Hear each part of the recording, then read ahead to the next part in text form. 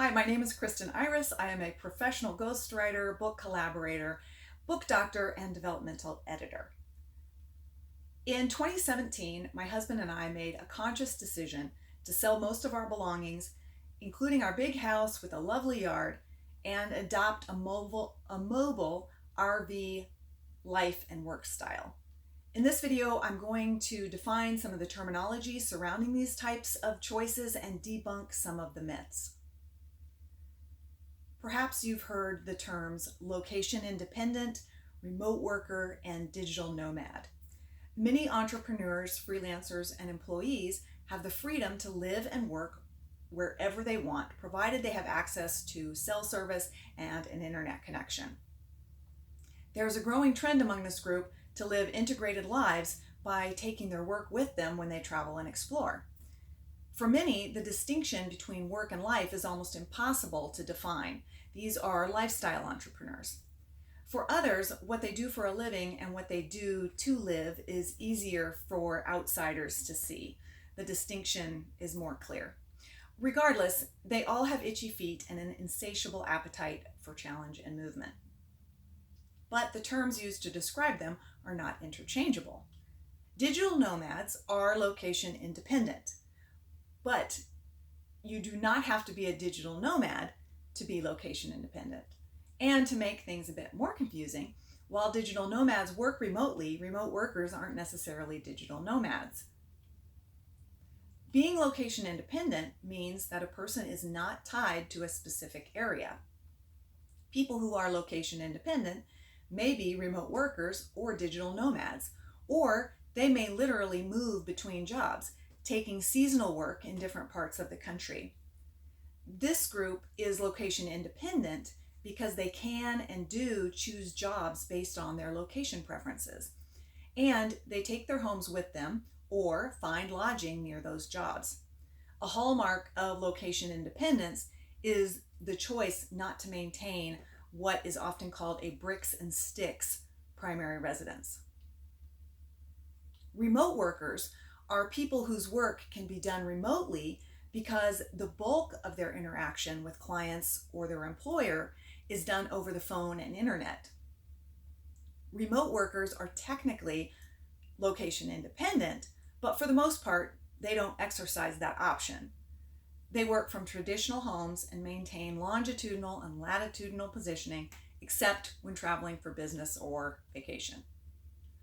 A remote worker becomes a digital nomad when they choose to exercise the freedom they have to work from anywhere. Digital nomads who travel the world often settle in a country for months at a time, renting an apartment or a room while they're there. Other digital nomads live and travel in their vans, RVs, like this one, or motorhomes, and therefore primarily stick to North and South America or the same continent where they are. Some stay in one place for months at a time, others move more frequently. Myth number one. Back when my husband and I were making this transition, I mentioned to one of my strategic partners that we were selling our house and moving into our RV. And she said, "Oh, wow, well, I hope business picks up soon." This myth is a cousin of the myth that being self-employed means being unemployed. It's the myth that downsizing and moving from a traditional home to one on wheels is a decrease in income and stability. Myth number two. One of the most common concerns that digital nomads hear from people whose work experience is limited to commute to work types of jobs is about how they're going to be able to stay in contact with clients and grow their business.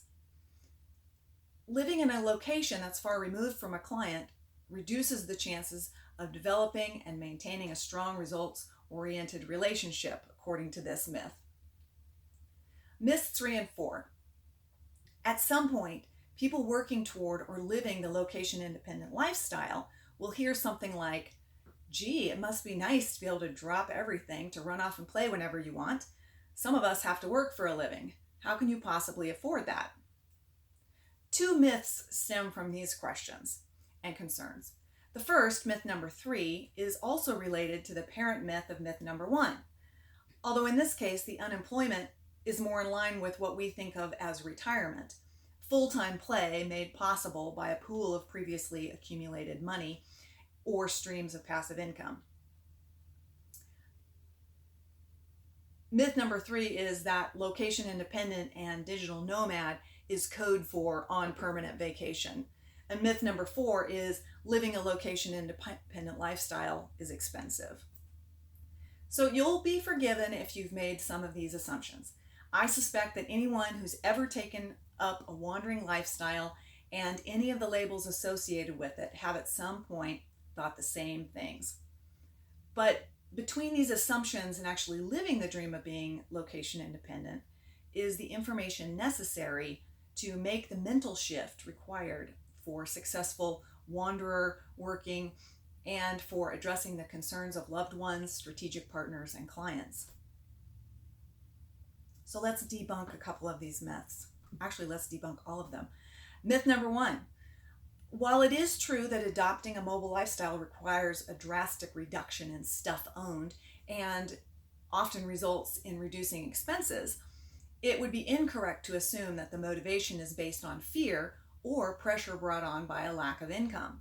Most people who adopt a location-independent lifestyle aren't running from something, they're running towards something. Built into this lifestyle are huge opportunities for business owners and for their clients. Lower overhead and more flexibility mean more time to work on the business and find ways to better serve clients. And many who adopt this lifestyle do so for its health benefits and better health, whether that be mental, physical, and financial, results in a higher level of productivity and improved quality. All right, let's talk about debunking myth number 2. Many business owners have clients all over the world. The communication challenges faced by digital nomads are no more difficult to solve than those faced by people who stay put but do business with individuals and companies across the globe. The internet is brimming with communication hacks and how-tos supplied by experienced digital nomads. Debunking myth number 3. Perhaps the most dangerous myth is this, that digital nomads and location-independent business owners play whenever they want. It's the myth that, if thought about too much, can induce a full-on entrepreneurial anxiety attack.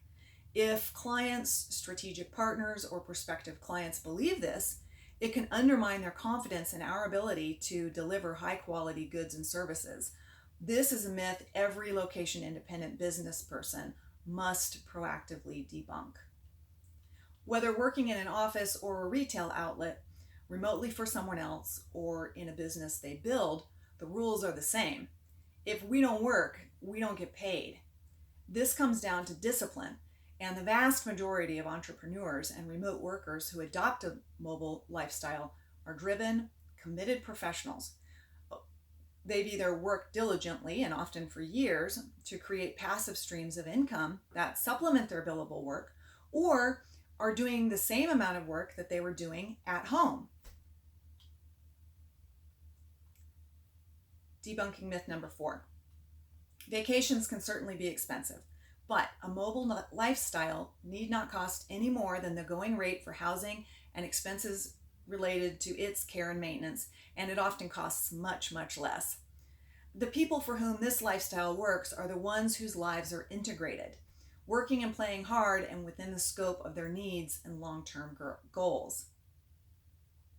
Whether you find this lifestyle appealing or disconcerting, I hope that this video empowers you to make the lifestyle changes that best suit you and your business, and or it provides perspective if you are considering or find yourself working with someone who is location independent. If you want to learn more about location independence, digital nomad stuff, the RV lifestyle, any of that stuff, you can follow me on Instagram, and you can find me there at Kristen Iris and at Best Side Outside.